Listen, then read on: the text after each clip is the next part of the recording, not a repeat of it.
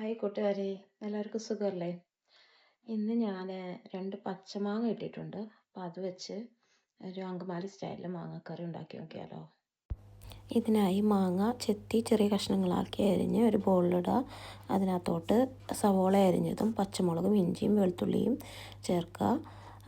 മഞ്ഞൾപ്പൊടി, മുളക് പൊടി, മല്ലിപ്പൊടി, പിന്നെ കുറച്ച് വിനാഗിരിയും കുറച്ച് ഓയിലും കൂടിയും ഉപ്പും ആവശ്യത്തിനിട്ട് കൈകൊണ്ട് തന്നെ നന്നായിട്ട് ഈ മസാലയെല്ലാം മാങ്ങയിലും യോജിപ്പിച്ച് ചേർക്കുക. കൈകൊണ്ട് തന്നെ ഇത് ചെയ്യുന്നതായിരിക്കും ബെസ്റ്റ്. എന്നിട്ട് ഒരു ഹാഫ് ആൻ അവർ ഇത് റെസ്റ്റ് ചെയ്യാൻ വെച്ച് കഴിഞ്ഞാൽ ഇതിന് ടേസ്റ്റ് നന്നായി കിട്ടും. എന്നിട്ട് ഒരു പാനിലോട്ട് നമ്മുടെ തേങ്ങാപ്പാൽ, രണ്ടാം പാൽ ചേർത്ത് വേവിച്ചെടുക്കുക. മൂടി വെച്ച് വേവിച്ചെടുക്കുക.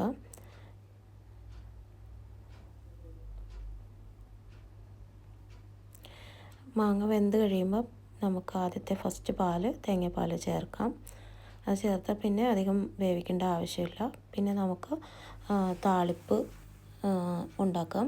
അതിന് പാനിൽ എണ്ണ ചൂടാക്കി കഴിയുമ്പോൾ കടുകിട്ട് പൊട്ടിച്ച് ഉലുവ ചേർത്ത് ചെറുള്ളി അരിഞ്ഞതും കൊല്ലമുളകും ചേർത്ത് കറിവേപ്പിലയും ഇട്ട് നന്നായിട്ട് മൂപ്പിച്ചെടുക്കുക. മൂത്ത് കഴിഞ്ഞ് കഴിയുമ്പം കാശ്മീരി മുളക് പൊടി കുറച്ചും കൂടി ചേർക്കുക, ഒരു കളറിന് വേണ്ടിയാണത്. ഈ മൂത്ത കൂട്ട് നമ്മുടെ മാങ്ങക്കറിയിലേക്ക് ഒഴിക്കാം. എന്നിട്ട് ഉടനെ തന്നെ ഇളക്കാതെ അത് മൂടി വെച്ച് ഒരു 2 മിനിറ്റ് തീ ഓഫ് ചെയ്ത് വയ്ക്കുക. 2 മിനിറ്റ് കഴിഞ്ഞ് കഴിയുമ്പം നമുക്കൊരു സെർവിങ് ബൗളിലോട്ട് ഇളക്കി ഒഴിക്കാം.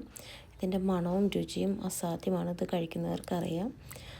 ഒരുപാട് പേര് എന്നോട് ചോദിക്കാറുള്ള റെസിപ്പിയാണത്.